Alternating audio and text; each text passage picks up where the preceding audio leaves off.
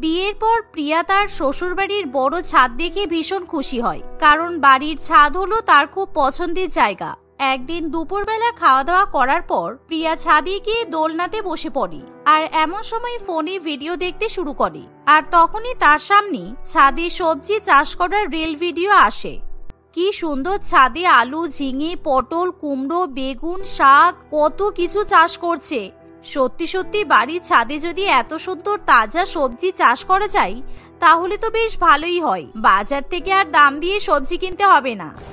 এভাবে সেদিন প্রিয়া শ্বশুরবাড়ির ছাদে সবজি চাষ করার পরিকল্পনা শুরু করে। তাই একদিন সে বাজারে গিয়ে সবজি চাষ করার জন্য মাটি এবং দামি দামি সবজির বীজ কিনে নিয়ে চলে আসে। আর প্রিয়া যখন ছাদে গিয়ে সবজি চাষ করার কাজ শুরু করে তখনই তাদের বাড়ির ছাদে কাজের দিদি লতা জামা কাপড় মেলতে যায়। আর বাড়ির বৌমাকে এরকম কাণ্ড করতে দেখে লতা ভীষণ পরিমাণে অবাক হয়। ও বৌদি, তুমি কি করছো? ছাদের মধ্যে এত এত মাটি, সার, বীজ ঢালছো কেন? তুমি এভাবে ছাদ নোংরা করবে না, কারণ পরে কিন্তু আমাকে পরিষ্কার করতে হবে। আমি কিন্তু ছাদ পরিষ্কার করতে পারবো না। আরে তুই চুপ কর, আর ভুলেও ছাদ পরিষ্কার করবি না, কারণ আমি ছাদে সবজি চাষ করা শুরু করছি। আর এরপর থেকে ছাদ একেবারে সবজিতে সবুজ হয়ে উঠবে। কি, তুমি এত সুন্দর ছাদ সবজি চাষ করে নষ্ট করে দেবে? তুমি যদি এসব করো তাহলে তোমার শাশুড়ি মা কিন্তু খুব রেগে যাবে। এই, তুই বেশি শাশুড়ি মা করিস না তো। একদিনও তো আমার শাশুড়ি মা বাড়িতে ভালো ভালো খাবার রান্না হলে তোকে খেতে দেয় না, আর তারপরও তুই ওনাকে ফ্রিতে তেল মারতে থাকিস। তুই বরঞ্চ আমাকে সবজি চাষ করতে সাহায্য কর, দেখবি তারপর আমি তোকে প্রত্যেকদিন ফ্রিতে টাটকা টাটকা সবজি দেব। লতা এরকম বিনা টাকাতে সবজি পাওয়ার কথা শুনে খুবই খুশি হয়, তাই সে তখনই প্রিয়ার সাথে সবজি চাষের কাজে লেগে পড়ে। আর এভাবে তারা দুজনে যখন সবজি চাষ করার পর নিচে নেমে আসে তখনই ঝুমা দেবী তাদের দুজনকে দেখে একেবারে অবাক হয়ে যায়, কারণ তাদেরকে দেখে মনে হয় তারা সত্যি সত্যি যেন কোনো চাষের ক্ষেত থেকে চাষ করে বাড়িতে ফিরে এসেছে। একি, তোমাদের এরকম দুরাবস্থা হলো কেন? হাতে জামা কাপড়ে ভরে ভরে মাটি লেগে আছে। তোমরা কি মাঠে কুস্তি করতে গিয়েছিলে? ছি! না না মা, আমরা কুস্তি করব কেন?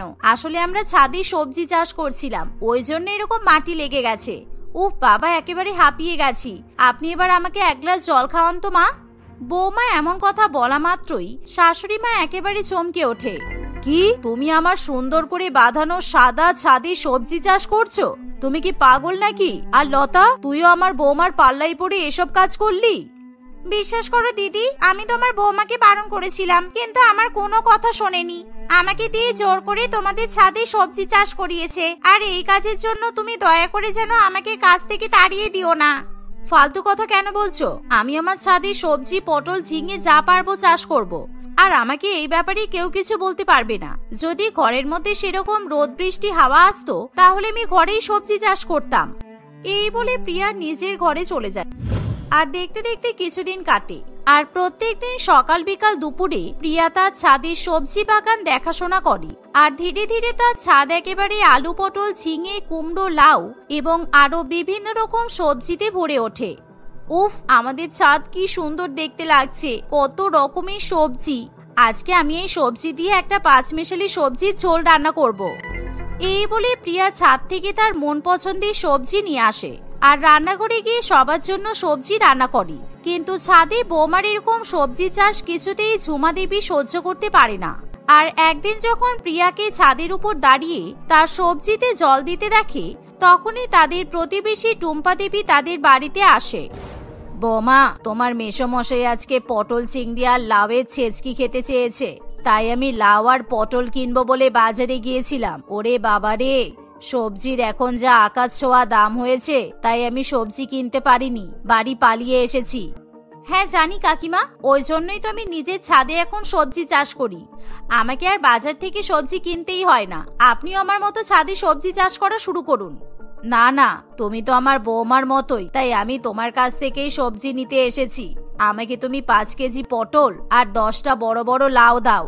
টুম্পা দেবী এরকম কথা বলা মাত্র প্রিয়া তার ধান্দা খুব ভালো মতো বুঝতে পারি, কারণ সে কষ্ট করে সবজি চাষ করবে আর সেই সবজি কেউ ফ্রিতে নিয়ে চলে যাবে, এটা হতে পারে না। কিন্তু এমন সময় প্রিয়া টুম্পা দেবীকে কিছু বলতে পারে না। সে চুপচাপ ছাদে গিয়ে 5 কেজি পটল এবং 10টা লাউ নিয়ে চলে আসে। এই যে 5 কেজি পটল আর লাউ, এবার আপনি আমাকে পটলের 250 টাকা আর লাউয়ের জন্য 500 টাকা দিন। আপনি যেহেতু আমার প্রতিবেশী, তাই আপনার জন্য কিছু তো টাকা ছাড় দিতেই হবে। প্রিয়া এমন কথা বলা মাত্রই টুম্পা দেবী ঢোক গিলতে শুরু করে, কারণ সে কিছুতেই টাকা দিয়ে সবজি কিনবে বলে সেখানে আসেনি। না মানে, এত টাকা দিয়ে যদি আমি তোমার কাছ থেকে সবজি কিনি তাহলে আমার আর কি লাভ হবে বলো তো? আমি তো ভাবলাম নিজের পাড়ায় সবজি চাষ হচ্ছে, তাই হয়তো ফ্রিতে পেয়ে যাব। কি, আপনিও তো জামা কাপড়ের ব্যবসা করেন, কিন্তু কোথায়?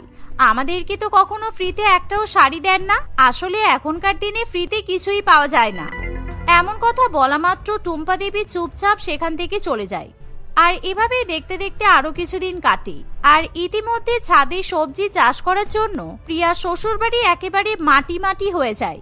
আর সবজি বড় করার জন্য প্রিয়া যে সমস্ত সারের ব্যবহার করে সেই সারের বাজে গন্ধ সবাইকে অতিষ্ঠ করে তোলে। এমনই একদিন সকালবেলা, মা তাড়াতাড়ি বাথরুমের দরজাটা খুলুন।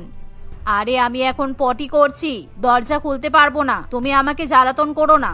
সাত সকালবেলা আমার এসব ভালো লাগে না কিন্তু। আরে আমি জ্বালাতন করছি না, কিন্তু আপনার পটি আমার দরকার আছে, তাড়াতাড়ি দরজা খুলুন। সবাই পটি করে ফ্ল্যাশ করে দিয়েছে, তাই আমি আর পটি জোগাড় করতে পারিনি, কিন্তু আপনার পটি আমার খুব দরকার। বৌমার মুখে এরকম অদ্ভুত ধরনের কথা শুনি ঝুমা দেবী একেবারে ভয় পেয়ে যায়। আর সে ভয়ের চোটে বাথরুম থেকে বেরোতে চায় না। তুমি কি পাগল হয়ে গেলে? পটি দরকার আছে মানে? তুমি তো ছাদে সবজি চাষ শুরু করেছো, এখন কি পটি চাষ করবে নাকি তুমি? আসলে মা, সবজিগুলো হঠাৎ কেমন যেন শুকিয়ে যাচ্ছে, তাই এক বাজারওয়ালা আমাকে বলল সবজির মাটিতে মানুষের মল দিলে খুব ভালো হবে, তাহলে সবজি একেবারে তাজা হয়ে উঠবে। তাই আমি এখন আপনার পটি সবজিতে সার হিসেবে ব্যবহার করব।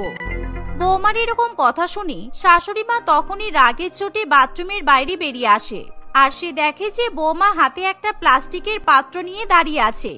খবরদার বৌমা, তুমি এইসব সার ব্যবহার করবে না। ওই নোংরা সার ব্যবহার করে তুমি সবজি ফলাবে, আর সেগুলো আবার আমরা খাবো? এটা কখনোই হয় না। কিন্তু মা, আমি তো এতদিন সবজি চাষ করতে গিয়ে পশুর হাড়, চর্বি আরো অনেক কিছু ব্যবহার করেছি, তখন যখন কিছু হয়নি, এরপরেও কিছু হবে না। প্রিয়ার এমন কথা শুনি তার শাশুড়ি মা ঘৃণায় বমি করতে শুরু করে দেয়। আর যা দেখে প্রিয়ার কিছুতেই তার শাশুড়ি মায়ের মল সার হিসেবে ব্যবহার করতে পারে না। এভাবেই দেখতে দেখতে কিছুদিন কাটে। আর প্রিয়া এখন ছাদে বাঁধাকপি, ফুলকপি চাষ করতে শুরু করে। আর একদিন যখন প্রিয়া রান্নাঘরে কাজে ব্যস্ত থাকে, এই লতা, যা তো ছাদে গিয়ে ফুলকপি, বাঁধাকপি, ঝিঙে আর শিম গাছগুলোতে জল দিয়ে আয়, আর প্লাস্টিক দিয়ে সবজিগুলো চাপা দিয়ে দিবি। আজকে খুব রোদ উঠেছে, সবজিগুলো হলুদ হয়ে যেতে পারে। প্রিয়ার কথা শুনে লতা ছাদে গিয়ে সবজিতে জল দিতে শুরু করে।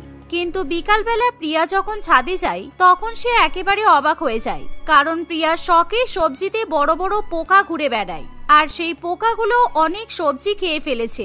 আর এমন সময় সবজিতে এরকম পোকা দেখে প্রিয়া ভয়ের চোটে কাঁদতে শুরু করে। হায় রে হায়, আমার সবজি বাগানের কি অবস্থা হয়েছে, এবার কি হবে? আমি এত কষ্ট করে সবজিগুলো বড় করলাম, আর সব পোকাই খেয়ে নিল। এভাবে প্রিয়া সবজির জন্য দুঃখ প্রকাশ করতে থাকে। এমন সময় ঝুমা দেবী সেখানে আসে। আর সবজির এরকম দুর্দশা দেখে সে মনে মনে খুবই খুশি হয়, কারণ সে মনে করে প্রিয়া সবজি চাষের উপদ্রব থেকে এবার তারা রক্ষা পাবে। এ মা, সব সবজি নষ্ট হয়ে গেল, এবার কি হবে বৌমা? তুমি এত কষ্ট করে ছাদে সবজি চাষ করলে আর সব পোকা হয়ে গেল। তুমি আর কেঁদো না বৌমা, তুমি বরং ছাদে সুন্দর ফুলের টব বসাও। হ্যাঁ, আপনি তো এখন এসবই বলবেন, কারণ আপনি তো মনে মনে খুব খুশি হয়েছেন। এই বলে বৌমা কাঁদতে কাঁদতে নিচে চলে যায়। আর সে প্রায় দিন এখন মন খারাপ করে থাকে। এভাবে দেখতে দেখতে কিছুদিন কাটে। আর এখন প্রিয়া যাই সবজি চাষ করুক না কেন, সবেতেই পোকা ধরে যায়। আর পোকার পরিমাণ দিনের পর দিন বাড়তে থাকে। আর একদিন যখন অভি বাজার থেকে বাড়িতে ফিরে আসে এমন সময়, কিরে অভি, তোকে আজকে আমি ফুলকপি নিয়ে আসতে বললাম যে, তুই নিয়ে আসিসনি কেন? আর বেশ কিছুদিন হলো তুই কিন্তু কোনো সবজি কিনে নিয়ে আসছিস না কেন বলতো? কি করবো মা, ফুলকপির দাম এখন অনেক, আর সবজির দাম তো আকাশ ছোঁয়া বলতে পারো। তাই আর সবজি খেতে হবে না, সবজি খাওয়া ভুলে যাও। এতদিন প্রিয়া ছাদে সবজি চাষ করছিল বলে আমরা সবজির দামটা টের পাইনি, বুঝেছো? ছেলের কথা শুনে ঝুমা দেবীর খুবই খারাপ লাগে। অভি ঠিকই বলছে, বৌমা ছাদে সবজি চাষ করছিল বলে আমি কত কিছু বলেছি, কিন্তু এখন কি করব? ছাদে চাষের মাটিতে এমন পোকা হয়েছে, আর তো কোনো ভালো সবজি ফলছে না। আর সেদিন দুপুরবেলাতে তারা যখন সবাই একসঙ্গে খাবার খেতে বসে তখন তারা হঠাৎ করে লক্ষ্য করে তাদের ছাদের মাটিতে ফাটল ধরেছে আর সেই ফাটল থেকে পোকা মাটিতে পড়তে শুরু করে, যা দেখে তারা সবাই খুবই ভয় পেয়ে যায়। কি ছাদে এমন ফাটল ধরলো কি করে? এখনই মনে হয় ছাদ ভেঙে পড়বে। আমাদের তাড়াতাড়ি ঘর থেকে বেরোনো উচিত, না হলে একটা অঘটন ঘটবে। এই বলে তাড়াতাড়ি করে সবাই ঘর থেকে দৌড়ে বাইরে বেরিয়ে যায়। আর ছাদে যেদিকে প্রিয়া সবজি চাষ করেছিল সেই অংশটা পুরো ঘরের মধ্যে ভেঙে পড়ে। এমন সময় বাড়ির এরকম দুর্দশা দেখে তারা সবাই কান্নাকাটি করতে শুরু করে দেয়। হে ঈশ্বর, সব শেষ হয়ে গেল। আমি কত টাকা খরচ করে ছাদ সারিয়েছিলাম আর সব নষ্ট হয়ে গেল। এমন সময় অভি ছাদ সারানোর জন্য বাড়িতে মিস্ত্রি ডেকে নিয়ে আসে। আপনাদের যত টাকা লাগে আমি দেবো, কিন্তু আমাদের ছাদ সারিয়ে দিন। দেখুন, এইরকম বাড়ির ছাদে কোনোদিনও সবজি চাষ করবেন না। আর তারপরে এই সবজিতে পোকা হয়েছে, তাই পোকা মাটির মধ্যে ঢুকে ছাদের ক্ষতি করেছে, আর সেই জন্যই ছাদের বাঁধন আলগা হয়ে গেছে। এই সমস্ত কিছু আমার জন্য হয়েছে। সেদিন লতা যখন সবজিতে জল দিতে গিয়েছিল তখন। এই বলে ঝুমা দেবী সত্যি কথা বলতে শুরু করে। আসলে সেদিন ঝুমা দেবী লতাকে টাকার লোভ দেখিয়ে একটা পোকা ভর্তি প্যাকেট প্রিয়ার সবজি বাগানে মিশিয়ে দিতে বলে। লতা প্রথমে প্রিয়ার ভয়ে কিছুতেই রাজি হতে চায় না, কিন্তু টাকার লোভ মহালোভ। তাই লতা শুধুমাত্র টাকার লোভে পড়ে প্রিয়ার সবজিতে জল দেওয়ার নাম করে বেশি বেশি করে পোকা ছড়িয়ে দিয়ে চলে আসে, আর যার ফলে সেই সবজি একেবারে নষ্ট হয়ে যায়। কিন্তু সেই পোকার জন্য তাদের বাড়ির ছাদ নষ্ট হয়ে যাবে এটা ঝুমা দেবী কল্পনাও করতে পারেনি। ছি মা ছি, আপনি আমার সবজি চাষ নষ্ট করার জন্য নিজের বাড়ির এত বড় ক্ষতি করতে পারলেন। আর লতা, তুইও? আমি ভাবতে পারছি না তোরা এরকম একটা জঘন্য কাজ করতে পারলি। আমরা যা করেছি আমাদের বাড়ির ভালোর জন্য করেছি, কিন্তু আমি বুঝতে পারিনি বাড়ির ভালো করতে গিয়ে আমি এরকম খারাপ করে ফেলবো। তোমরা সবাই চুপ করো। তোমরা এখন এইসব কাণ্ড করবে আর আমি এখন টাকা খরচা করে মরবো? আমি এখন ছাদ সারাবো, কিন্তু এরপর প্রিয়া তুমি ছাদে সবজি ফলমূল কিছু চাষ করবে না। আর মা, তুমিও যা করেছো সেটাও কিন্তু ঠিক নয়। অভির কথা শুনি তার মা এবং বউ দুজনেই পুরোপুরিভাবে চুপ করে থাকে। আর কিছুদিনের মধ্যে 1 লক্ষ টাকা খরচ করে অভি তাদের বাড়ির ছাদ সারিয়ে ফেলে। আর এভাবেই ছাদ সারানো হয়ে গেলে প্রিয়া আর কিছুতেই বাড়ির ছাদের ওপর কিছু চাষ করে না, বরঞ্চ এখন প্রিয়া তাদের বাড়ির সামনে উঠানে সবজি চাষ করতে শুরু করে দেয়। প্রিয়াঙ্কা মাত্র 7 বছরের ছোট্ট একটি মেয়ে ছিল। সে তার বাবা মায়ের সঙ্গে একটি শহরে থাকত। শহরে হঠাৎ করে খুব গরম পড়ায় প্রিয়াঙ্কার বাবা রক্তিমবাবু সিদ্ধান্ত নেয় যে তারা সবাই মিলে পাহাড়ে ঘুরতে যাবে। বেশ কয়েকদিনের মধ্যেই রক্তিমবাবু প্রিয়াঙ্কা এবং তার মা সঞ্জনী দেবী পাহাড়ের উদ্দেশ্যে রওনা দেয়। সেখানে গিয়ে সেখানকার প্রাকৃতিক শোভা দেখে তারা প্রত্যেকেই মুগ্ধ হয়ে যায়। বাবা, আমরা কি সারা জীবন এখানেই থাকবো? আমার এই জায়গাটা খুব পছন্দ হয়েছে। আমি এখান থেকে আর যেতে চাই না বাবা। তা তো তোমার পছন্দ হবেই। এখানে এসে পড়াশোনা নেই, ইচ্ছা মতো খাওয়া দাওয়া হচ্ছে। এত সুখ ছেড়ে কি মানুষ যেতে চায়? বাড়িতে গেলেই তো সেই মায়ের বকা, স্কুলের পড়া, এসব করতে করতে সময় চলে যাবে, তাই না? ঘুরতে এসো, মেয়েটাকে এইভাবে বকাবকি করো না তো সঞ্জনা। সারা বছর স্কুলের চাপে তো কোথাও যেতে পারে না। এইটুকু মেয়ে এখন ঘুরবে না তো কখন ঘুরবে? তুই যতদিন বলবি আমরা এখানে ততদিনই থাকবো মা, আমার কোনো তাড়া নেই। কি মজা! আমরা এখানে থাকবো, মোমো খাবো আর অনেক জায়গায় ঘুরবো। ঠিক আছে বাবা? প্রিয়াঙ্কার কথা শুনে রক্তিমবাবু আর সঞ্জনা দেবী খুবই হাসতে থাকে। তাদের দিন বেশ সুখের সঙ্গেই কাটছিল। রক্তিমবাবু খবর পায় কোনো এক পাহাড়ি গ্রামে অনেক বড় মেলা হচ্ছে। পাহাড়ি এলাকার মেলা দেখতে তারা সেই দিনই সেখানে চলে যায়। মেলায় নতুন নতুন জিনিস দেখে প্রিয়াঙ্কার চোখ যেন জলজল করে ওঠে। সে সমস্ত জিনিস ঘুরে ঘুরে দেখতে থাকে। ঘুরতে ঘুরতে কখন যে সে বাবা মায়ের থেকে অনেক দূরে চলে যায় সেই খেয়াল প্রিয়াঙ্কার থাকে না। হঠাৎই একটা দোকানের সামনে এসে কোনো একটা খেলনা পছন্দ হলে প্রিয়াঙ্কা তার বাবাকে সেই খেলনা কিনে দেওয়ার জন্য বলে, বাবা আমাকে এই পুতুলটা কিনে দাও না, দেখো এটা কত সুন্দর। আমরা সকালবেলা যেই দোকান থেকে মোমো খেয়েছিলাম সেই দোকানেও এরকম একটা পুতুল ছিল, আমাকেও একটা কিনে দাও না বাবা। ও বাবা, দাও না বাবা। অনেকবার ডেকেও সাড়া না পেয়ে প্রিয়াঙ্কা পিছনে ঘুরে দেখে। তখন সে দেখতে পায় তার আশেপাশে অচেনা লোকজন ছাড়া আর কেউ নেই। সে চিৎকার করে তার বাবা মাকে ডাকতে থাকে। সে একা একাই এদিক ওদিক গিয়ে খুঁজতে থাকে। দুপুর গড়িয়ে বিকেল চলে আসে, কিন্তু প্রিয়াঙ্কা তার বাবা মাকে কোথাও পায় না। ছোট্ট বাচ্চা মেয়ে খিদে জ্বালা আর সহ্য করতে না পেরে একটি মোমোর দোকানে খাবার চাইতে যায়। ওই মোমোর দোকানটি একটি বিবাহিত দম্পতি ছিল। আমার খুব খিদে পেয়েছে, আমাকে কিছু খেতে দেবে আন্টি? সকাল থেকে হেঁটে হেঁটে আমার খুব খিদে পেয়ে গেছে, খিদেতে পেট ব্যথা করছে। নিশ্চয়ই দেব। তোমার বাবা মা কোথায়? ওনারাও তো খাবেন, ওনাদেরকে ডেকে আনো। তুমি বসো, আমি তোমাদের সবার জন্য মোমো নিয়ে আসছি। শিমলির কথা শুনে প্রিয়াঙ্কা জোরে জোরে কাঁদতে থাকে। তার কান্নার কারণ জিজ্ঞাসা করলে প্রিয়াঙ্কা বলে কিভাবে তার বাবা মা হারিয়ে গেছে। তারা প্রিয়াঙ্কাকে আর কিছু জিজ্ঞাসা না করে তাকে মোমো খেতে দেয়। খেয়ে দিয়ে বিশ্রাম করতে করতে প্রিয়াঙ্কা সেখানে ঘুমিয়ে পড়ে। এই মেয়েটাকে নিয়ে আমাদের এক্ষুনি পুলিশে যাওয়া উচিত, নয়তো ওর বাবা মা অনেক খোঁজাখুঁজি করছে।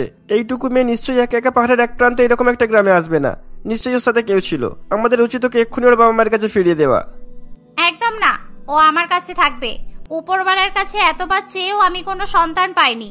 আমাদের দুঃখ বুঝে তাই হয়তো উপরওয়ালা আমাদের কাছে এই কন্যা সন্তানকে পাঠিয়ে দিয়েছে। আর এমন বাবা মায়ের কাছে ওকে ফিরে যেতে হবে না যারা এত দূর দেশে নিয়ে এসে একটা বাচ্চার ঠিকঠাক ভাবে খেয়ালও রাখতে পারেনি। এইভাবে অন্যের বাচ্চাকে নিজের কাছে লুকিয়ে রাখাটা কিন্তু অন্যায়। কাল যখন মেয়েটা ঘুম থেকে উঠে ওর বাবা মায়ের খোঁজ করবে, তখন তুমি ওকে কি উত্তর দেবে বলো? শিমলি কাঞ্চনের কোনো কথাই শোনে না। সে একেবারে নাছর বান্দার মতো বলতেই থাকে যে প্রিয়াঙ্কাকে উপরওয়ালাই তার কাছে পাঠিয়েছে। অন্যদিকে প্রিয়াঙ্কাকে খুঁজে খুঁজে রক্তিমবাবু আর সঞ্জনা দেবী একেবারে পাগল হয়ে যাওয়ার জোগাড়। তারা পুলিশের কাছেও বলে এবং নিজেরাও চারিদিকে অনেক খোঁজাখুঁজি করে, কিন্তু প্রিয়াঙ্কাকে কোথাও খুঁজে পায় না। বেশ কয়েকদিন খোঁজাখুঁজি চলার পর পাহাড়ি এলাকার পুলিশ রক্তিমবাবুকে জানিয়ে দেয় যে তারা শহরে ফিরে যেতে পারে, আর প্রিয়াঙ্কার কোনো খোঁজ পেলে পুলিশ তাদেরকে ঠিক খবর দিয়ে দেবে। কোনো উপায় না পেয়ে রক্তিমবাবু আর সঞ্জনা দেবী দুজনেই শহরে ফিরে আসে। দেখতে দেখতে আরো বেশ কয়েকদিন কেটে যায়। তোমরা আমার বাবা মাকে খুঁজে পেলে? আমার বাবা মা কি আমাকে খুঁজতে এসেছিল? আর কয়েকদিন পরেই তো আমার স্কুল খুলে যাবে। আমার স্কুলের অনেক প্রজেক্ট করা বাকি আছে, তোমরা আমাকে বাবা মায়ের কাছে দিয়ে এসো। আমরা খোঁজ করছি, খুঁজে পেলে তো তোমাকে জানাবোই। তুমি চিন্তা করো না মা, এই দেখো আমি আজকে এক নতুন ধরনের মোমো বানিয়েছি, তুমি খাবে? শিমলি এভাবেই প্রিয়াঙ্কাকে ভুলিয়ে রাখে। প্রিয়াঙ্কা প্রত্যেকদিন শিমলি আর কাঞ্চনের সঙ্গে তাদের মোমোর দোকানে বসে মোমো বানানো শেখে। কখনো নিজেই কাস্টমারদেরকে গিয়ে মোমো দিয়ে আসে। এই নাও আঙ্কেল, এই মোমোটা আমি বানিয়েছি, খেয়ে বলো তো কেমন হয়েছে?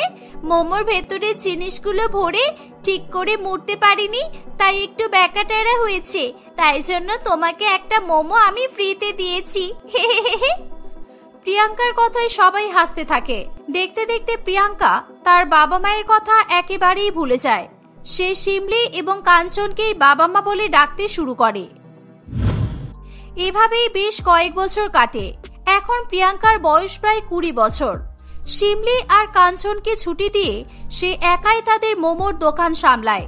তার মতো বুদ্ধিমতী এবং মিষ্টি মেয়ে সেই গ্রামে আর একটাও ছিল না, তাই তাদের মোমোর দোকানে সবসময় ভিড় লেগেই থাকতো। আজকে দোকানে তো বেশ ভিড় আছে, তুই একা একা সামলাতে পারবি? না হলে বল, আমি তোর সঙ্গে থাকছি। শুধু শুধু ঘরে বসে থাকতে আমার আর ভালো লাগে না। হ্যাঁ, আজকে তোমার একটু দরকার আছে। আমি তো আজকে দোকানে অনেকক্ষণ থাকবো, তাই বাড়িতে আসতে আমার একটু সময় লাগবে। আর আমি সেই জন্য চাই তুমি একটু ভালোভাবে বাবার খেয়াল রাখো। কাল থেকে বাবার কাশি হচ্ছে। বেশি পাকা পাকা কথা না বলে জিনিসপত্রগুলো দে, আমিও হাতে হাতে কাজ করে দিচ্ছি। এই বলে প্রিয়াঙ্কা আর শিমলি দুজনে মিলে মোমো বানাতে থাকে। এভাবেই সময় অতিবাহিত হতে থাকে। প্রিয়াঙ্কার দোকানের পাশে আরো একটা মোমোর দোকান খুলতে দেখা যায়। এর ফলে প্রিয়াঙ্কাদের দোকানে আগের মতো আর ভিড় হয় না, যার কারণে তার ইনকামও বেশ কমতে থাকে।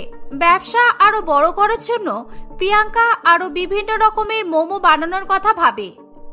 আসুন আসুন আসুন, এবার থেকে শুধু এক রকমের মোমো নয়, প্রিয়াঙ্কার মোমোর দোকানে পাওয়া যাবে 20 রকমের momo. Veg momo, chicken momo, cheese momo, fried momo, mutton momo, চিংড়ি মোমো, মিনি মোমোস আর অনেক কিছু। সত্যি সত্যি তোমাদের দোকানে এত মোমো পাওয়া যাবে প্রিয়াঙ্কা দিদি? আমার তো শুনেই সবকিছু খেতে ইচ্ছে করছে, কিন্তু একদিনে তো আমি এত কিছু খেতেই পারবো না। একদিনে কেন খাবি? রোজ আসবি, রোজ নতুন নতুন মোমো খাবি। এখন তো সবে 20টা, এরপরে আরো 20 ধরনের মোমো বানানোর প্ল্যান আছে।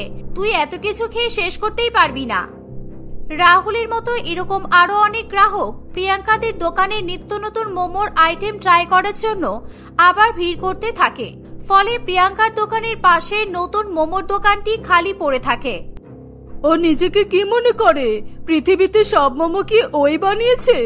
ওই তো ইউটিউব দেখে দেখে নতুন নতুন মোমোর রেসিপি বানিয়ে ওগুলোই বিক্রি করছে। ও যখন করছে আমিও করব। ও যা যা বিক্রি করছে আমিও তাই করব। দেখি তারপর কি করে ওর দোকানে এত ভিড় হয়। পরের দিন থেকে মালিনী ও প্রিয়াঙ্কার মতোই নানা রকমের মোমো বিক্রি করতে থাকে। প্রিয়াঙ্কা আর মালিনীর রেশারেশি প্রত্যেক দিন বাড়তেই থাকে, কিন্তু প্রিয়াঙ্কা হাল ছেড়ে দেওয়ার পাত্রী ছিল না। সে তার দোকানে গ্রাহকের ভিড় বাড়ানোর জন্য আবার একটা নতুন ফোন দিয়ে আটে। সে তার দোকানে একটা বড় সাইনবোর্ড লাগায়। সেখানে লেখা থাকে, যদি কেউ 15 মিনিটের মধ্যে 5 প্লেট মোমো খেয়ে শেষ করতে পারে তাহলে তাকে মোমোর টাকা দিতে হবে না। কিন্তু যদি 15 মিনিট থেকে 1 সেকেন্ডও বেশি সময় লাগে বা 15 মিনিটে সব মোমো শেষ না হয় তাহলে পুরো 5 প্লেট মোমোর দাম গ্রাহককেই দিতে হবে।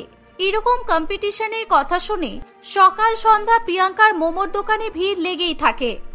আজ আমি তোমাদের দোকানের মোমো চ্যালেঞ্জে অংশগ্রহণ করতে এসেছি। বলো আমাকে কি করতে হবে, আর আমি জিতে গেলে ফ্রি মোমো ছাড়া আর কি পাবো বলো? তোমাকে 15 মিনিটের মধ্যে 5 প্লেট মোমো শেষ করতে হবে।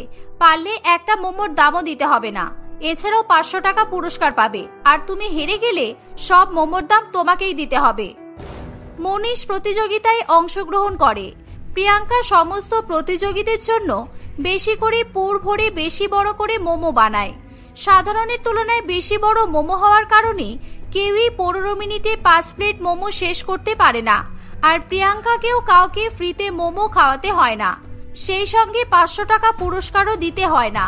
এরকম প্রতিযোগিতার কারণে প্রিয়াঙ্কার মোমোর দোকানে স্বাভাবিকের থেকে 5 গুণ বেশি বিক্রি হয়। মালিনী ও প্রিয়াঙ্কার সঙ্গে রেশারেশি করা বন্ধ করে দেয়।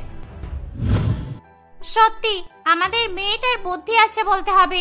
কিভাবে একা হাতে দোকানটা সামলাচ্ছে দেখেছো? ও থাকলে আমাদের আর কোনোদিন অভাবে থাকতে হবে না। তুমি মিলিয়ে নিও। ও আমাদের মেয়ে না। আজ বাদে কাল যদি ওর বাবা মা ওকে খুঁজতে এখানে চলে আসে তখন আমাদের ওর বাবা মায়ের কাছে তো ফিরিয়ে দিতেই হবে। তখন তো আমাদের আর কিছু করার থাকবে না। এসব পুরনো কথা বাদ দাও তো। 13 বছর হয়ে গেল।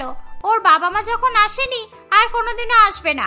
আর আসলেই বা আমরা আমাদের মেয়েকে দিয়ে দেবো কেন? ওর মা ওকে 7 বছর মানুষ করলে আমি ওকে 13 বছর মানুষ করেছি। ওর আমার উপরে বেশি অধিকার আছে। এইভাবেই নানান রকম বিষয় শিমলি এবং কাঞ্চন আলোচনা করতে থাকে। দেখতে দেখতে আরো বেশ কিছুদিন কাটে।